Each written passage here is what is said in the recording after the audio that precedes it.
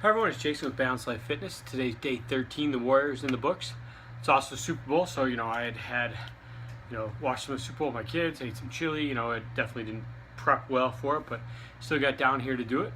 I'm in a pretty good mood. For those who don't know, I'm from Michigan, so I've always been a big University of Michigan fan, and hence a big Tom Brady fan. And to see him become the only quarterback to ever win 5 Super Bowls, arguably the greatest of all time. You might disagree, but he's definitely in that conversation. And so kind of an awesome achievement to see. I think there's a lot to learn from looking at him and his path, right? Most people realize that have heard he was a 6th round pick, drafted 199th overall. 6th quarterback taken in his draft class. The people you might have heard of are Chad Pennington and Mark Brunell. Others are only if you were fans of college, like T. Martin, you might know who they are. 6th quarterback taken in his draft. Obviously, they drafted by a team that had a pretty solid quarterback who'd already taken to the Super Bowl, and Drew Bledsoe. I'm sure the morning after the draft, he was a footnote, if anything. They talked about the 1st, 2nd round pick, I'm sure, New England, and how they're going to have an impact. And then and they drafted a quarterback out of Michigan in the 6th round. Might be Tom Brady's backup, who knows? Drew Bledsoe's backup, who knows? Kind of an afterthought.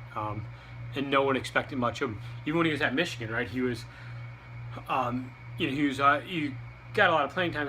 He started some, but there was always a push to the fans that wanted Drew Henson, this 5-star recruit, to get the opportunity. And there was always a big push, and there was a big battle between him. And a lot of people thought Drew Henson would have been better, right? So his entire career, he was underestimated because he wasn't the fastest, didn't throw the hardest. He was actually kind of slow, right? He still is kind of slow.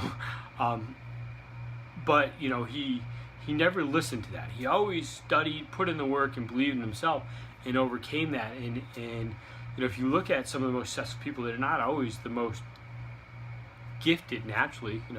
Joe Montana, another person a lot of people look at the GOAT. I think he was a 3rd round pick. Never thought of having a cannon arm or anything, but worked beyond that initial thought of where he'd be. So it's just something to kind of keep in mind. Don't let others' opinions crowd and influence your idea of where you can be and what you can achieve, right? The only limits that can be put on you are the ones that you accept. And there's an old quote that says, defeat only happens once you've accepted that defeat, right? You can lose, that doesn't mean you're defeated, right? If you keep the mentality of saying, I'm going to persevere, I'm going to go on, I'm going to grow from this, I'm going to get better, you're not defeated. You just learned a lesson, that's all. So I just think, it's kind of something I wanted to reflect on today. Obviously in a good mood, thought I'd talk about one of my favorite athletes of all time. So take care, I'll see you tomorrow.